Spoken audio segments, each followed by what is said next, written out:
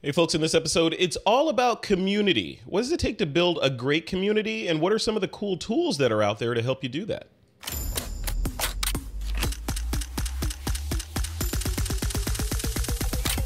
This is TWiP. All right, folks, welcome back to another episode of This Week in Photo. I'm your host, Frederick Van Johnson. Joining me today is the founder of a company called LaunchPass, and they are the folks that's powering the brand new TWiP Pro community. Seth Lasky's here. He's the guy that masterminded LaunchPass, and he's also an expert in online community building. Seth, welcome to the show, man. It's great to be here, Frederick. It's exciting. Yeah, I'm excited too. Like we were talking about in the virtual green room, and some of my audience will know this. I've been on this pilgrimage, let's call it, to get my live streaming recording setup dialed in. And you, my friend, are the first one to be interviewed by me using this brand new setup. So thank you for being. I'm proud to be a guinea pig. That's I think I do that well. That's awesome. Well, before we get started, man, tell me a little bit about you, like Seth Lasky, and then we'll dive into LaunchPass and TWiP Pro and all that stuff, and then community. Yeah, absolutely. So I am I guess I'd call it a serial entrepreneur and a software engineer by trade. Really LaunchPass kind of spawned from a frustration that a lot of my customers and clients were having, which was they wanted to be able to create a subscription-based community quickly and easily without spending a lot of money and a lot of having to deal with a lot of software and complexity. And I was using Slack for work to collaborate with colleagues and customers. And it just seemed like, hey, why not combine these two things and let people create subscription-based communities really quickly on top of Slack.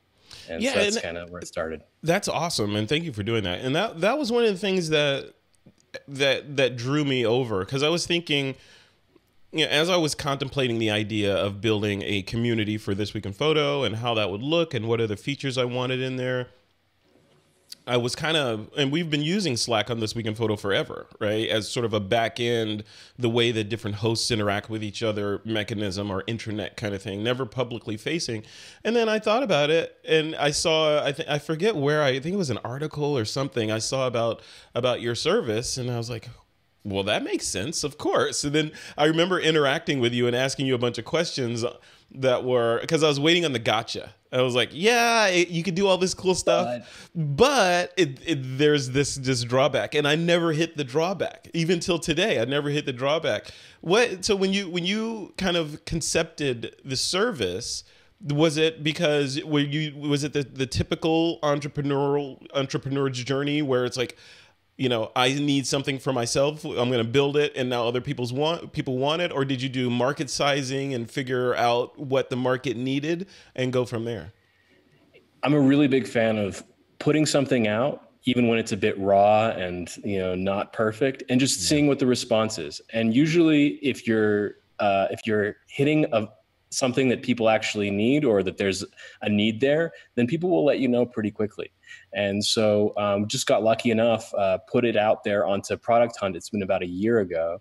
And enough people showed up and said, this is something that I've wanted to do, but I didn't want to have to write it myself. I didn't want to have to kind of roll it up on my own. And they signed up. And so once we had enough people kind of saying, yes, I'd like to create a subscription-based community using Slack, it became really clear that we should invest more focus and time.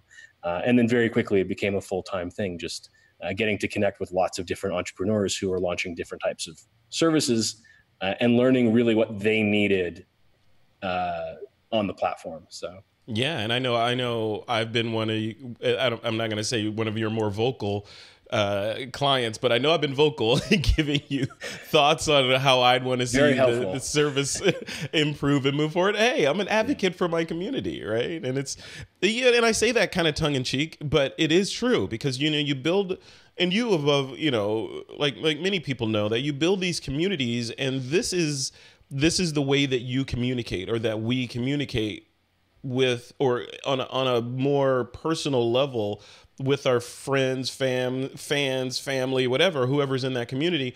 This is, typing and doing like a back and forth threaded chat. It's much more personal than doing an email back and forth, or I would argue text messaging or any of that. It's kind of the best of both worlds. Or is that kind of the feel you were going for? Absolutely.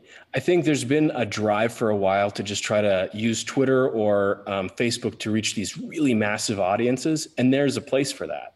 But what you lose in that, when it's really that kind of one-way broadcast to huge numbers of people, well, one piece is that you end up with trolls and people who really aren't there to have a deep, personal, kind of engaging conversation. But you also have you don't end up having the really, I guess the concept is the 1,000 true fans. It's not just about fans, but it's about, these are the people who want to engage more deeply with each other, and you're creating kind of a more private, personal space for that to happen, where people feel just comfortable to just be themselves and connect, where it's not all about this tweet is going to be potentially seen by all of these people. I'm more trying to get to know other listeners of your podcast. Yeah. I want to be able to ask personal questions without the idea that that everything needs to be completely public. So it's kind of like the micro social network is emerging, right? It's the opposite of Facebook. Yeah, they serve their purpose, different ends of a spectrum. So yeah, and that's what I want to talk about. That was on my list of things to run by you. Is and even now, some of the people or the members in the TWiP Pro community are asking, well, why don't you just do this in a Facebook group? We're all on Facebook already. Why not just do a Facebook group? And my general reaction to that is, like you and I talked about, I don't know if you remember early on, was I don't hate Facebook, but I think just having to make that sentence is telling, right? Yeah, sure.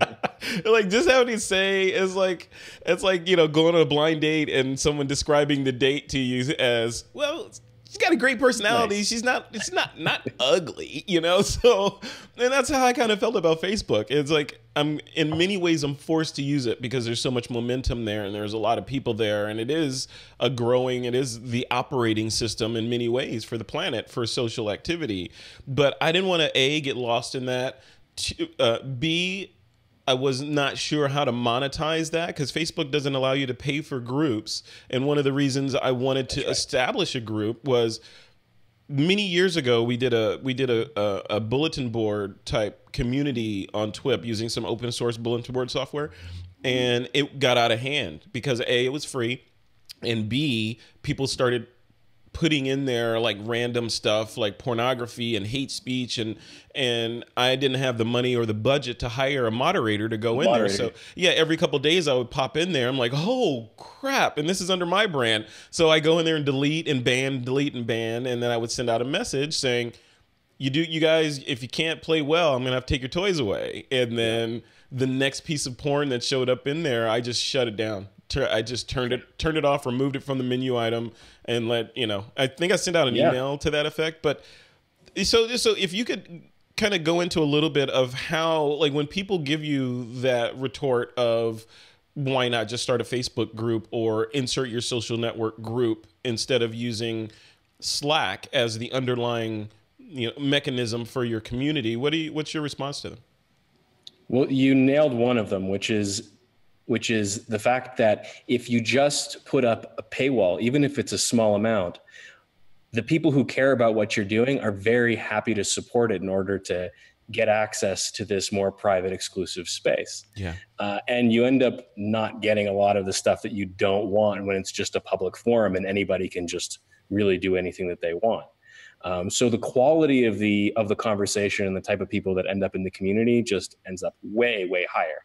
In fact, I really haven't seen very many complaints or the need to ban or kick people from groups that have a paywall around them. Now, the groups that don't have a paywall, unfortunately, that's not a terribly uncommon thing. Yeah. So that's definitely one piece of it. And the other piece is really, Facebook is great for what it does, but it's also filled with distractions. It has its own engine trying to grab your attention and move you to the next piece of content or the next group, the next post that's going to that's going to draw you in. And that means that, attention is a scarce resource. Yeah. And when you actually have an app that's specific for your group and it's on your phone or it's on your laptop, you're not getting cross messages from other places that are trying to pull your attention out. I think the last piece is really collaboration.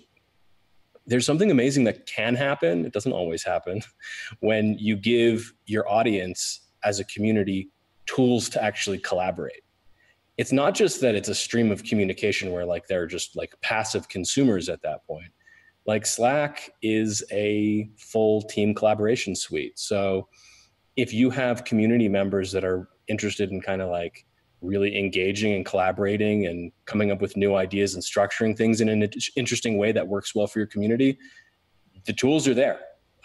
So it's not just kind of a broadcast, but it can actually lead to some collaboration and some emergent properties, which is exciting to see. Yeah, and I've seen that, and one of the things that I've learned is that community building is an art in and of itself, right? It's like you think, I'll throw up a Slack group, and then I'll put a paywall on it, and then I'll let it go. Building community, and this is I have several different tangents of learning going on in my life at any one time, and this is one of them.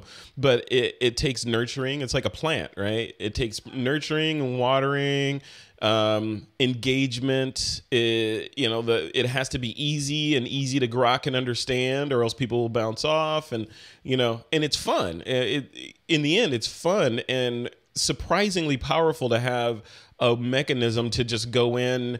It's almost like having like the TWiP Pro community is almost evolved into like a group of friends that I feel like I can ask questions to, and and it's not like I'm presenting myself and there is some big expert and, luminary of all things photography or whatever.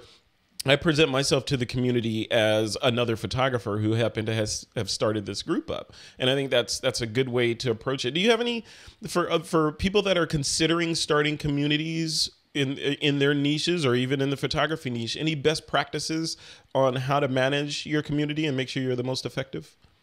For sure. And you hit on a few. I mean, really having a plan is kind of important. You can't just open something up and then expect it to run itself. It would be awesome if it did that. And maybe in some cases, I've seen groups where somebody creates a group and then people show up and really take charge, which is kind of exciting. They become the early adopters and they take on the responsibilities of moderating and creating direction. But that generally doesn't happen by itself. So being able to lay out like, what is the purpose of my community? What do we want to be able to accomplish here? What are the community guidelines? What do we accept? What don't we accept? Yep. And that kind of sets a culture. Because just like if you're working at a company or it's a group of friends, culture is really critical. Because without it, people don't really know what's expected and what's a good fit and what they want, what they can bring that's positive to the benefit of everybody else. And so what we've seen is people using integrations, community leaders using integrations where when somebody first signs up, they're onboarded in, they're asked some questions by maybe a bot that's like, what are you interested in? Get some information, ask them to introduce themselves, getting them to engage early. And then I think what you've done great is scheduling particular activities, like your photography review. Mm-hmm. When members of the community know that, maybe it's once a week or once a month, everybody's going to get together and engage in a virtual space. It's like a virtual meetup. Then we work well with that kind of a rhythm, right? We get the expectation that, it's Friday, 3:00. I'm gonna meet with other people who are doing this thing. So without that, it can be a little bit too loose, and then it can kind of get aimless. And so and people, I think one of the things that keeps you, the royal you, me on my toes is knowing that people are paying good money. Even in the case of TWiP Pro, it's $4.99 or whatever a month, right? So it's a nominal fee, and that fee is frankly just to keep the trolls out, right? So even when people are paying that fee, it keeps me on my toes in terms of I need to deliver value to these people. I don't care if it was $50 a month. I feel like I need to deliver value. but I still need to do the other things that I have going on in my life, right? So I still need to run the podcast. I still need to be marketing. I still need to be doing all these other things. So the only way around that, I think, in my opinion, is to work on a schedule, right? Mm-hmm. And have events and to keep it sticky, frankly, right? So like you're saying, if people know that every Wednesday at 6 p.m., TWiP is recorded and I can participate in the chat, or every Thursday there's a critique session, every Friday there's a office hours ask me anything session that happens for members only, then it makes it harder to make a decision in the future when you get the notification from LaunchPass that says, hey, we're renewing your subscription. Some people will be like, I'm not using it. Click. You're right. But if they're top of mind and you're always refreshing them with brand new things to do, or even recurring things to do, then it makes it a no-brainer to keep the subscription going. Do you agree with that? I absolutely agree. Yeah. I think it's that schedule. And what you'll notice is that when you have those activities and you're focused on creating value and content or something exclusive for that core group of people who are supporting monetarily in that way and helping fund, then there's no question as to where the value is coming from. And I have to say, I think you're creating a fair bit more value than the $4.99. So people are getting a deal. That's what that's what I think. But I'm looking at it. I mean, we've got a 2-week free trial. Yeah. And I don't know. Like I said, I'm new to community building. So I kind of had, and you've probably seen this many, many times. So I kind of had that, I'm building this awesome party. And what if no one shows up? Yeah. Well, it's ramping up, and that's part of the process. I think that's a great way to look at it. Yeah, and I know you've got some cool new features coming out that will allow me to do some cool things. I don't know if you're comfortable about talking about them. We can talk about the future facing things, but I'm excited about some of the directions that you're going in. Before we get into the future facing stuff, though, I wanted to talk a little bit about, we talked about sort of why build your own community outside of Facebook versus just, using the path of least resistance and doing it on Facebook. But talk a little bit about the best practices when on two fronts, when starting up a community. So like I did, you're just brand new and you're starting up and you may not even understand Slack. You may have heard about it because you're, maybe in a sector that uses Slack for some other things. So you may have heard about it, but never considered it as the basis for a community. So, and that's where I was kind of in a community on Slack. Could that work?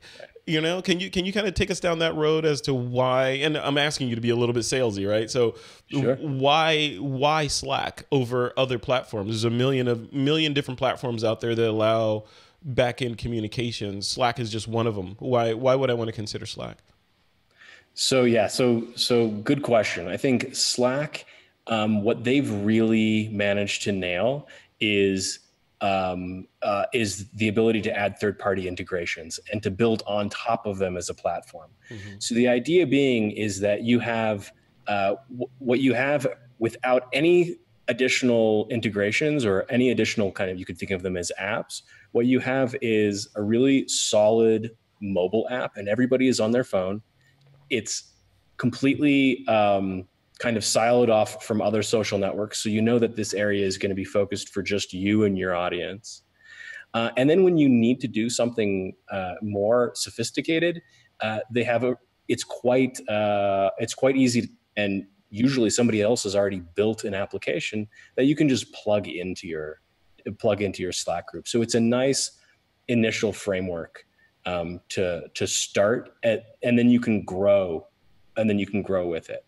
So that's one piece. Another piece is just the ability to quickly be able to monetize it, which is something that, which is really the core of part of what LaunchPass does, which is membership management. We make it really easy to create a page, set a price, decide whether it's yearly or monthly, set a trial so people can come in for a month and just check it out and see if it makes sense for them. Yep. And really, maybe within 10 minutes, it's probably 5 minutes to create a Slack team, and then maybe another 5 minutes to put up your page. You can literally start taking money and getting paid, and know that, and having members get added into your Slack group and know, hey, you know, this is working or it's not, or I need to tweak it. And being somebody who I really believes that you need to experiment and try different things quickly. I think it's really important. I like the idea of, and I've seen people use a combination of Slack and Launchpass as a way to put out a minimal viable product, an MVP, and just see, hey, is this hitting a chord with people, with my audience? And if it's not, now I have a direct line of communication with the people who are interested, and maybe they'll tell me what I'm doing wrong. So you get kind of both the communication aspect, so you can learn really quickly and you can iterate and make changes to your subscription model really quickly to try to find that sweet spot for your audience. You know, one thing that you told me early on, because I think we had a conference call early on when I was getting ready to launch the TWiP Pro community, and I was trying to work out in my brain how the TWiP Facebook group would coexist with the TWiP Pro Slack community. Like, did one have to die in order for the other one to survive? And you told me something I still remember to this day. You're like, well, you put it in the context of a funnel where you could still, these two things can coexist, where, you know, if people want a more focused experience, they can move down into the TWiP Pro community. You still stand by that? Is that a direction you still guide people in?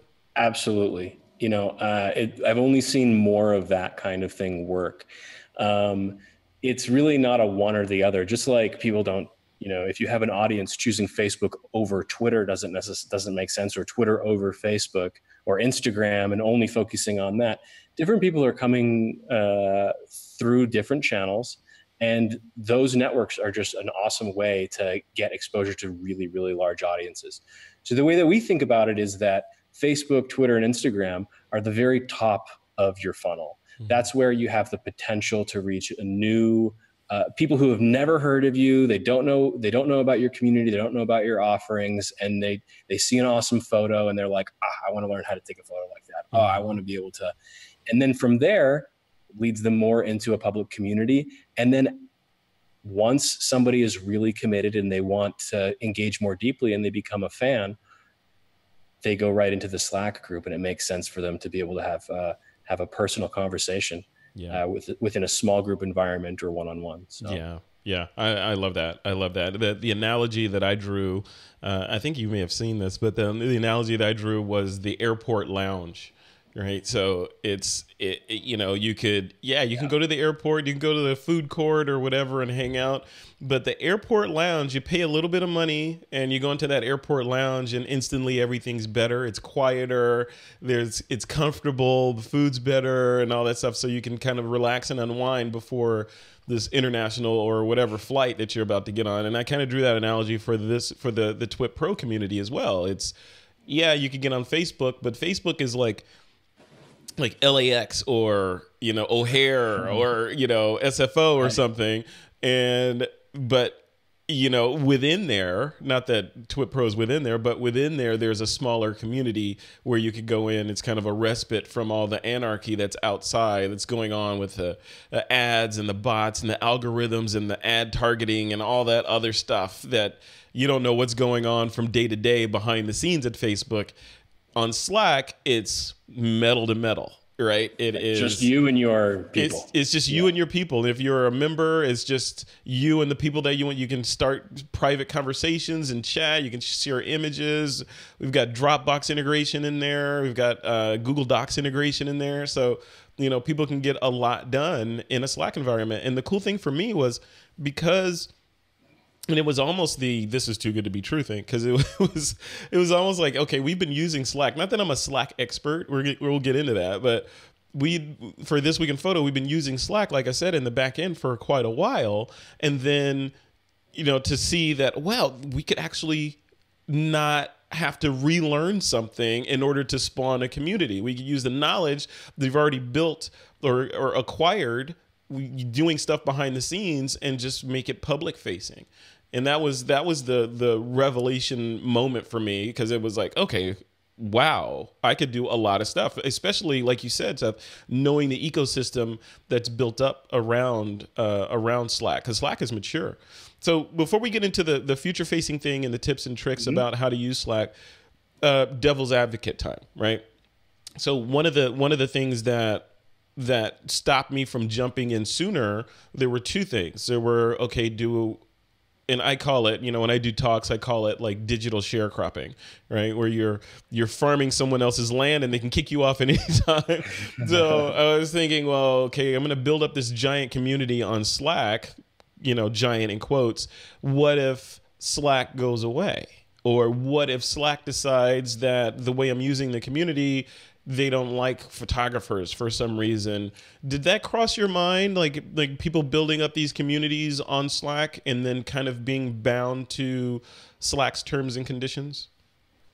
Yeah, I think there's always a risk when you're building on a third party platform, and I guess with great power and leverage that you get from being able to build on top of awesome tech where there's lots of brilliant engineers behind it, is also the risk that if they pull the plug or they don't like what you're doing, then you can that can really burn.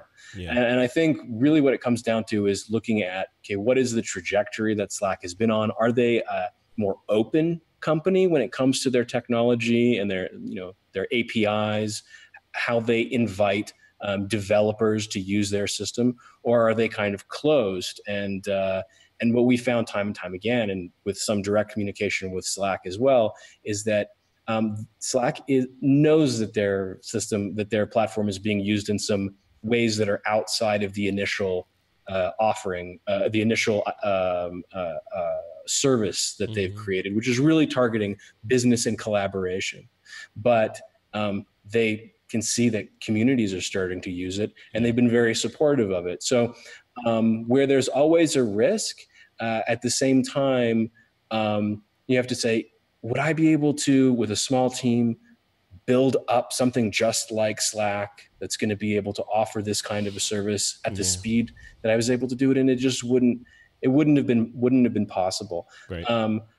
Looking at other services, I feel pretty good that Slack is moving in a more open direction every day. The risk is always there, and as an entrepreneur, it's that's something to watch out for. It's part of the game, right? It's part of the game. Yeah. And it's hard. It's interesting to say that because there's varying levels of conspiracy theory around Google, for example. And hey, Google has all your data, and you're gonna put your email on Google. They can watch it and then advertise to you. And Facebook and Zuckerberg are nefarious, and all these cloud services are out to get you.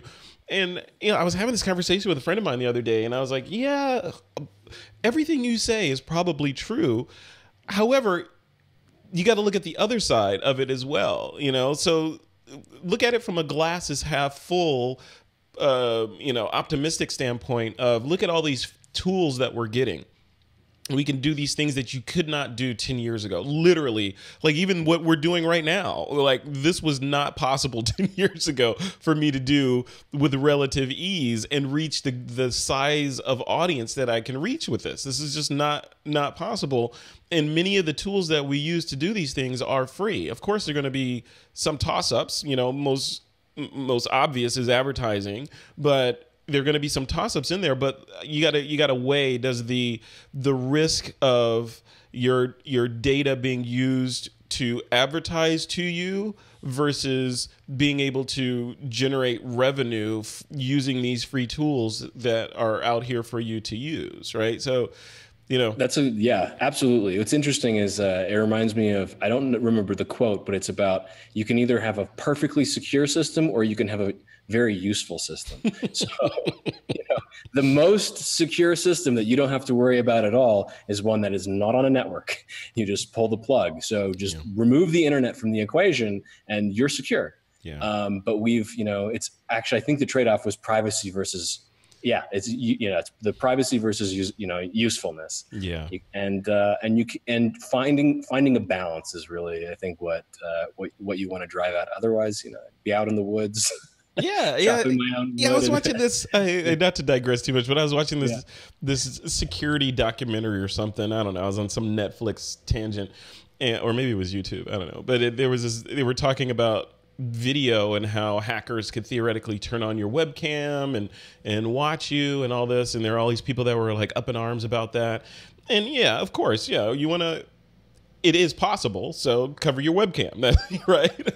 But at the same time, I was thinking, these people, they sit down. You sit down at a computer and you have a webcam on top, and you think that's the security breach.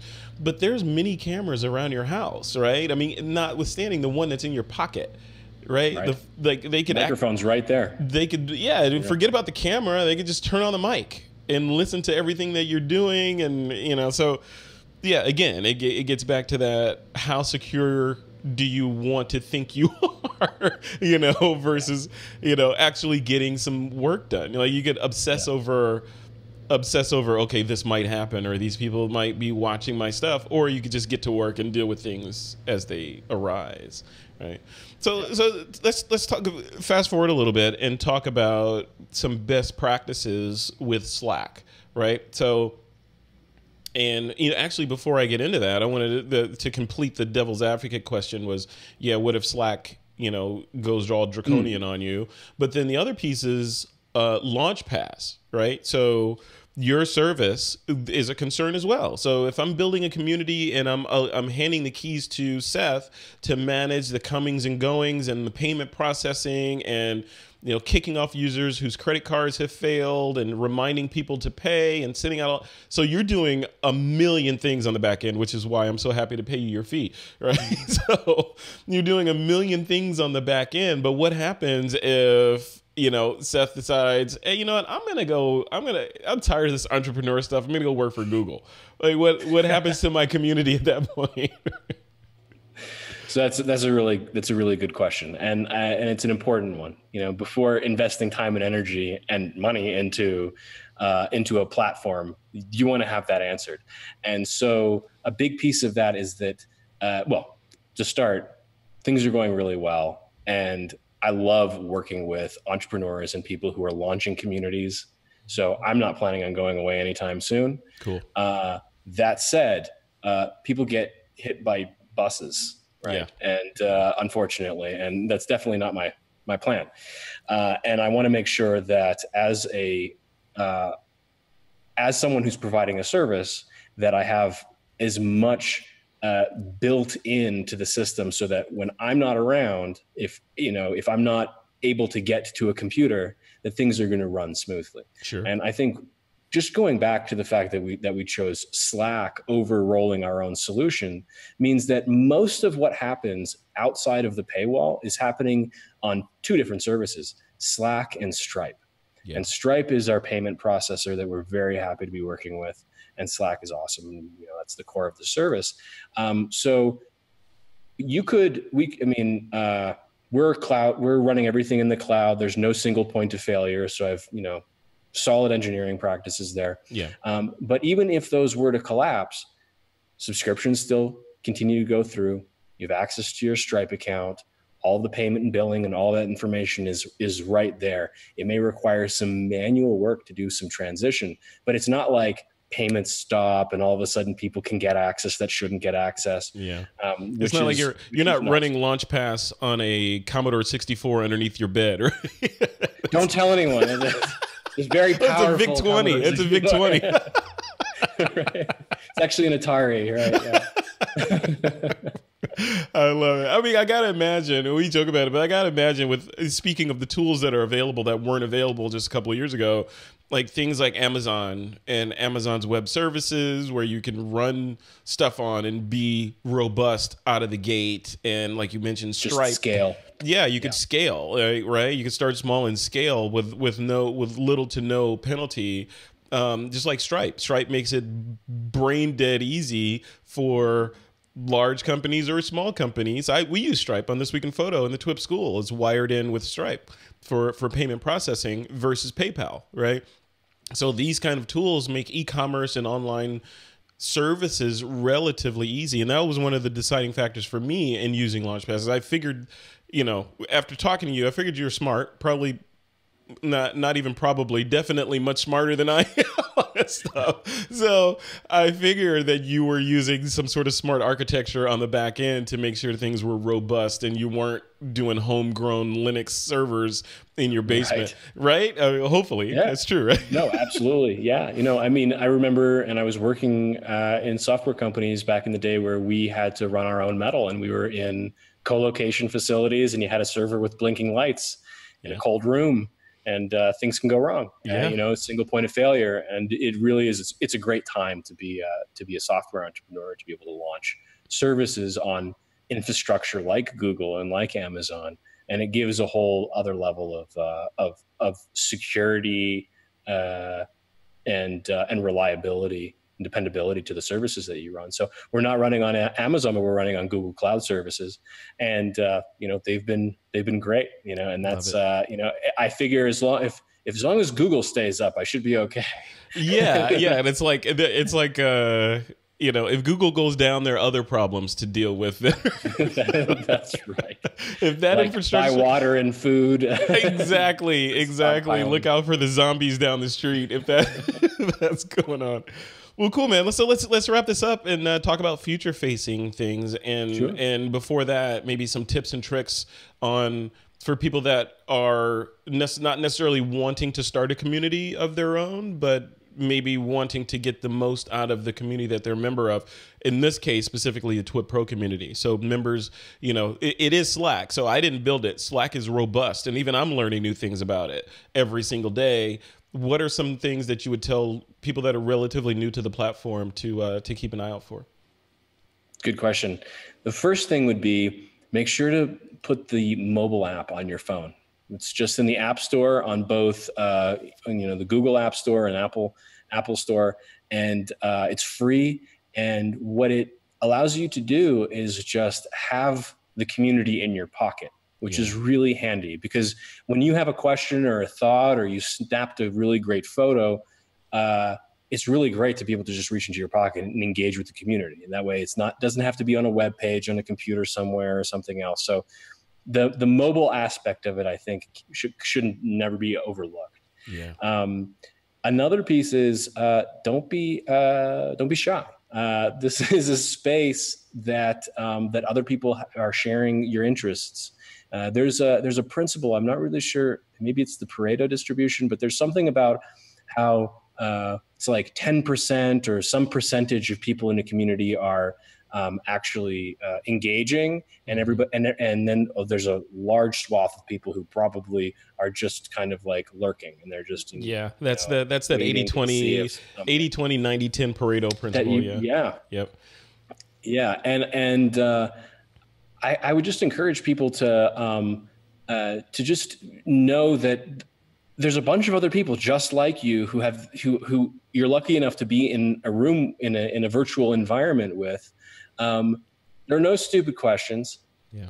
Put something out there, and you'll be surprised. There's somebody who knows just a little bit more than you, who would be excited to share their knowledge, right? Because it can be intimidating to be in an environment where you think everybody is a pro, right? Everybody really knows what they're doing. Well, the truth is that there's a full spectrum, and when you come in, as long as you come in with an attitude to learn and to engage and to be a little bit helpful, you know, you'd be surprised how many people are there to help you out. So I love it. Yeah, that's part of what I've learned with my experimenting and kind of making sure that I nurture and push the community forward. It's funny you say that, and you drew the analogy of it's the community in your pocket. It reminds me of my Apple days, 1,000 songs in your pocket. Remember that?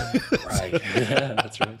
But if you have the community in your pocket, it's almost like you're walking around with this crowd of people with like-minded interests that are invisible to everyone else, but visible to you, that you can ask questions to and joke with, or bounce questions, or show them your work. In the case of photography communities like mine, show them your work and get feedback on it. And yeah, it's I don't know, Seth. It's proving to be surprisingly useful to have a community, to the members, I'm sure, but also from a community person that's running a community for a number of standpoints. From the standpoint of just being able to engage, like you said, with my audience, but also for the MVP, because we'll be launching new products into the TWiP school, and I can give early access to them to my members in the TWiP school. I can ask them questions about it. I can release early versions or even outlines to them and let them help me flesh out the concept before I release it to the larger TWiP community. So yeah, and I feel like I can trust them, because I generally feel like I know most of the people in my community. So it's nice to be able to just, have that resource that I built, or, that you built basically, and have people interact in there. So what about future facing? That's awesome. What about future facing? What's, I have my list. I think I've shared it with you of things that I want to see LaunchPass do for some of the next iterations. What do you have coming up? Yeah. Wow. So it feels like the roadmap is miles long, which is exciting because I try not to guess what people want. I like to just listen and try to really understand how you're using the system and where the places are for improvement. I think that's the best development strategy possible.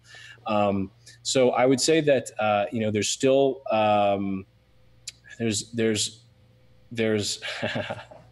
where do I start? Yeah, I love putting you on the spot. So many things that I want to do, and many of these things are in progress. Yeah. So on the side of just member management, creating actionable insights is something that I'm excited about, which is basically saying this is what's happening in your community. This is, we don't know the specifics or the details, but as far as engagement and how people are responding, how many people are signing up on your invite page, yeah. How many of those people are sticking around, what is the churn like? There's a lot of great information that we can glean about what's working and what's not, and having a nice weekly or monthly report that at a glance you can kind of get a sense of the health of your community and what is working is, I think, something that is on the horizon that we're working pretty diligently on.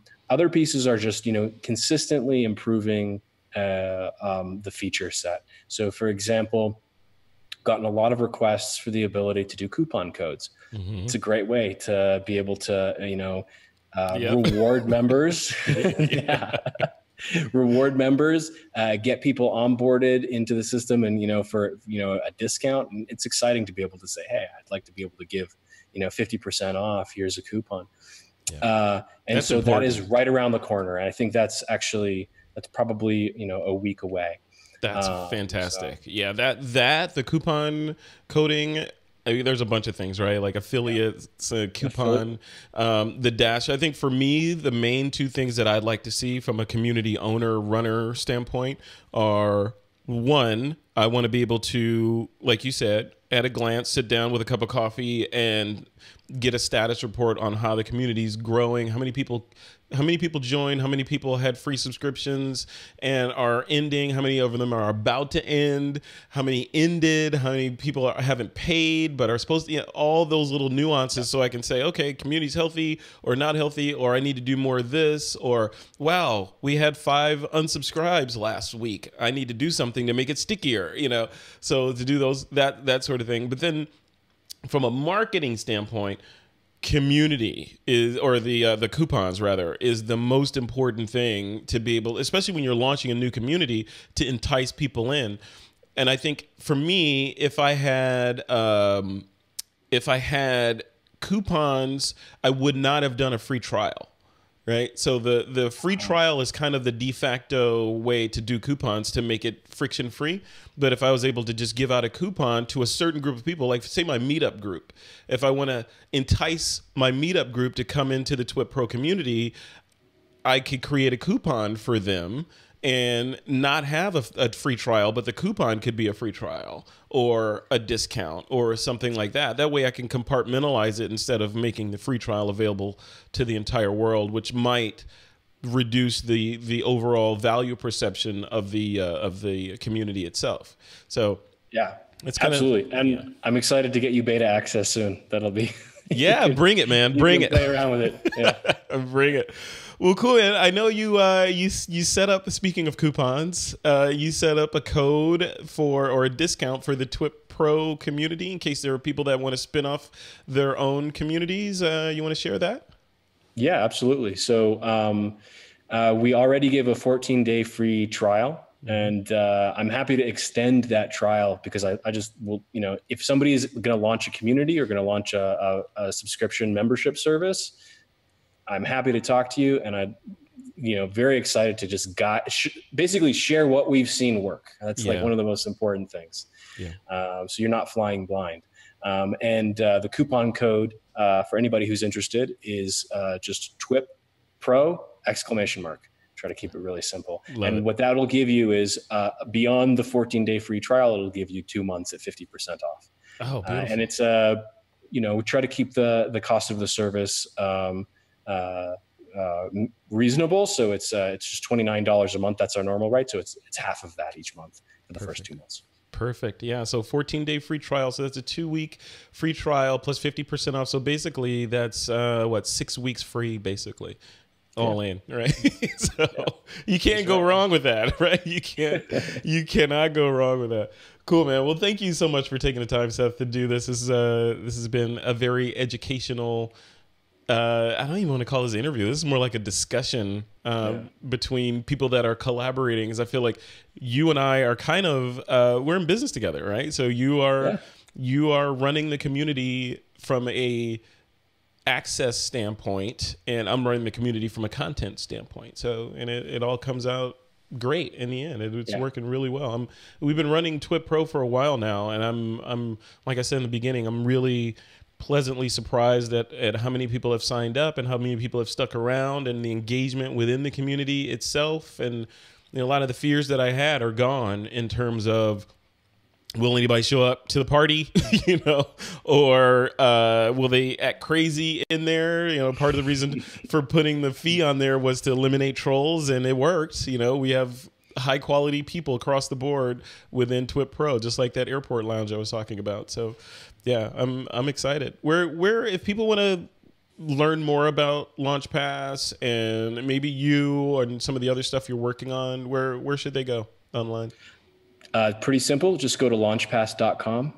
That's the website. And we use Intercom to chat with people. So if you have a question, there's a little bubble right to the bottom right, and happy to learn about what you're working on. And on Twitter, it's just LaunchPass.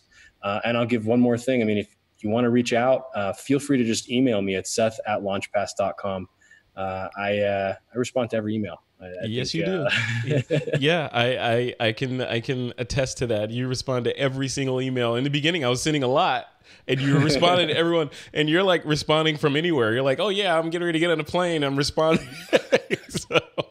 So thank you for that, man. All right, well, cool. We'll leave it at that. Seth Lasky, you are the founder. You're the founder, right? There's no co-founder. Yeah. Yeah. Okay. Cool. Right.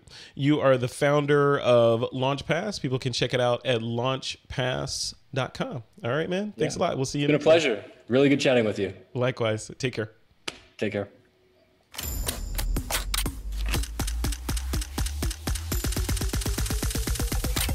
This is TWiP.